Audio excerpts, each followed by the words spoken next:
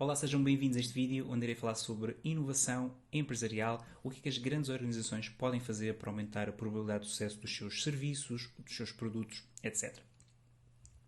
Eu costumo dizer que inovar é algo muito difícil. Inovar dentro de uma grande organização é provavelmente ainda mais difícil. Existem várias razões para isto acontecer. A minha favorita é dita pelo Steve Blank, que diz que as startups podem fazer qualquer coisa, enquanto que as grandes organizações apenas podem fazer o que é legal. E de facto, se pensarmos na Uber ou na Airbnb, por exemplo, vamos ver que quando começaram as suas atividades eram ilegais na maior parte dos sítios. E por muito dinheiro que uma grande organização tenha, não se pode dar ao luxo, naturalmente, de fazer a mesma coisa, porque os riscos reputacionais seriam muito elevados. E, portanto, aqui já está uma diferença fundamental entre a realidade ou a liberdade, digamos assim, para inovar numa grande organização em comparação à liberdade quase infinita que uma startup tem, porque de facto não tem nada a perder. Mas esta não é a única razão que existe para que, ou que faça com que a inovação em grandes organizações seja mais difícil. E eu irei falar um bocadinho sobre isso neste vídeo.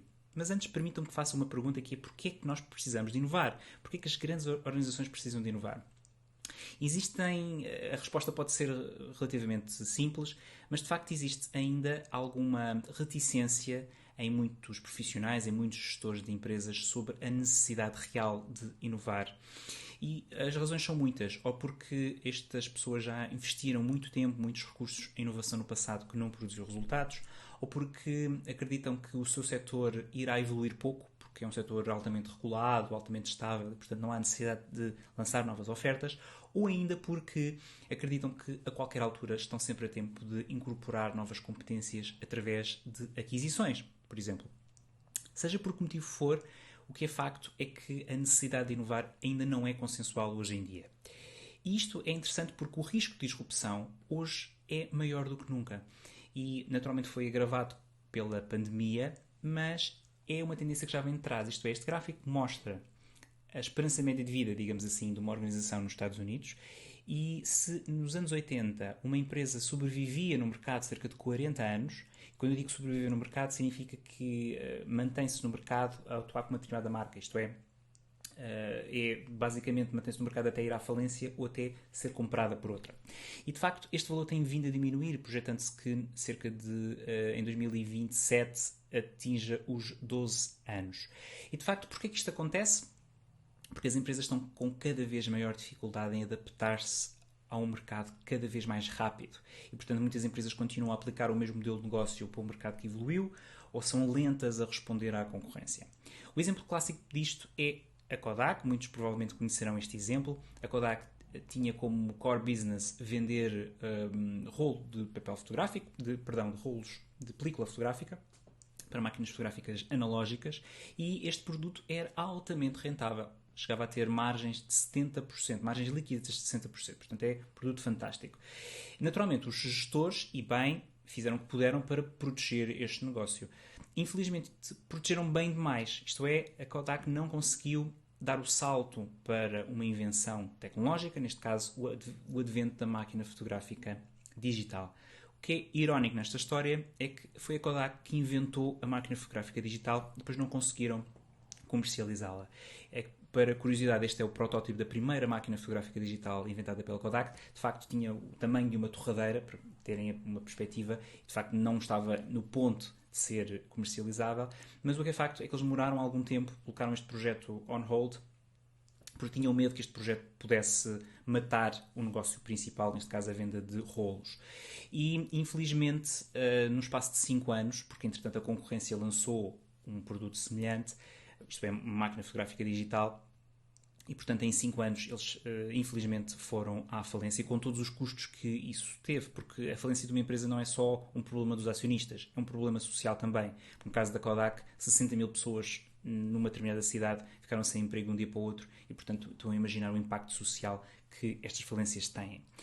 E naturalmente há um conjunto de empresas que já fazem da inovação uma atividade muito profissional e é feita de facto muito bem, mas há um problema, isto é, há um estudo que mostra que 72% dos novos produtos e serviços lançados para o mercado ainda falharam de alguma forma, isto é, não geraram os benefícios esperados que nós antecipávamos quando lançámos aquela iniciativa.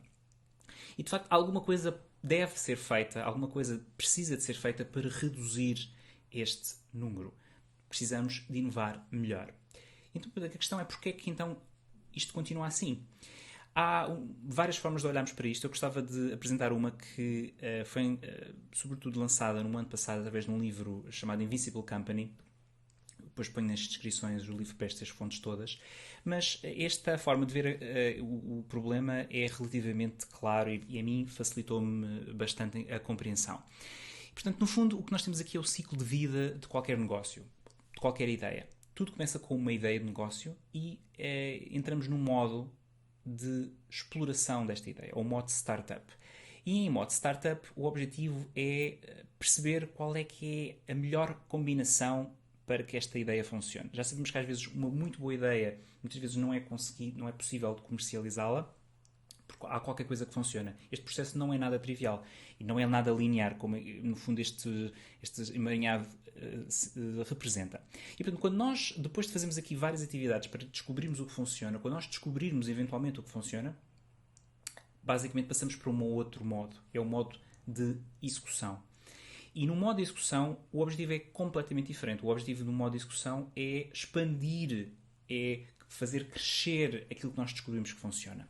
E, portanto, esta tabela mostra a diferença entre estes dois mundos. Um modo de execução, que tipicamente é o modo das grandes organizações, e o modo de exploração, que tipicamente é o modo das startups. E, basicamente, nós aqui conseguimos perceber que o grande objetivo das grandes organizações é, naturalmente, executar o seu modelo de negócio, é gerar dividendos estáveis para os acionistas. No fundo, é isso que os acionistas estão à espera. E para isso nós precisamos de processos claros, processos eficientes, uma constante melhoria da atividade principal e premiamos as pessoas por cumprirem os objetivos, por estarem dentro do prazo e dentro do orçamento. Contudo, o modo de exploração é completamente diferente.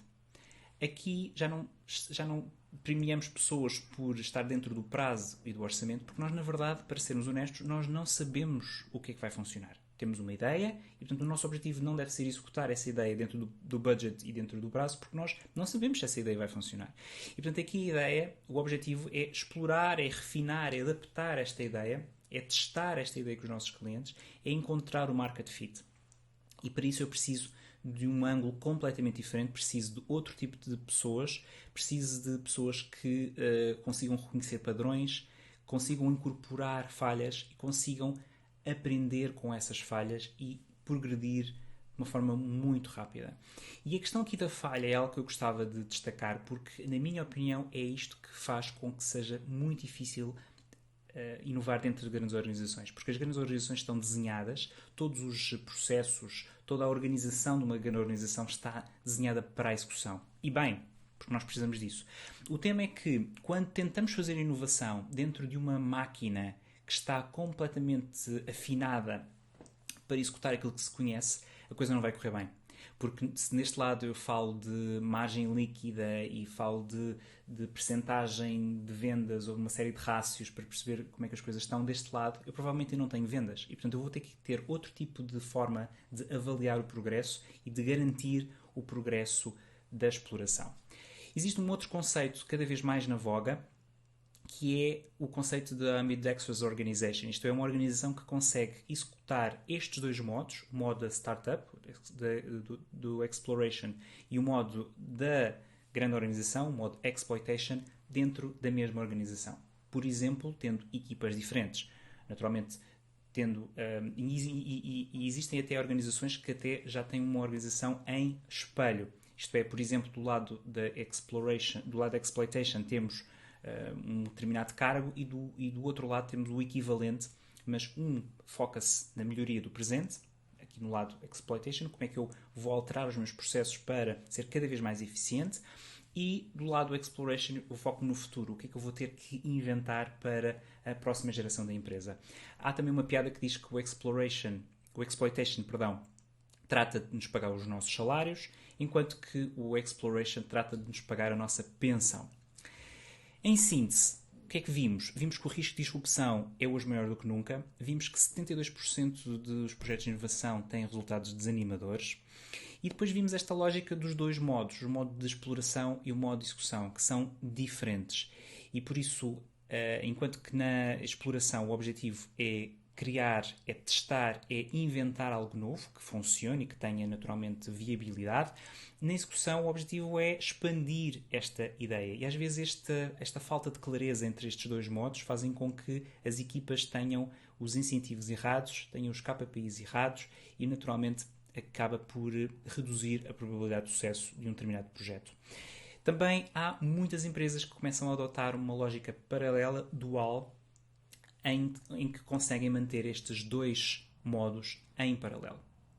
Espero que este vídeo tenha sido útil e espero encontrar-vos no próximo. Muito obrigado e até lá.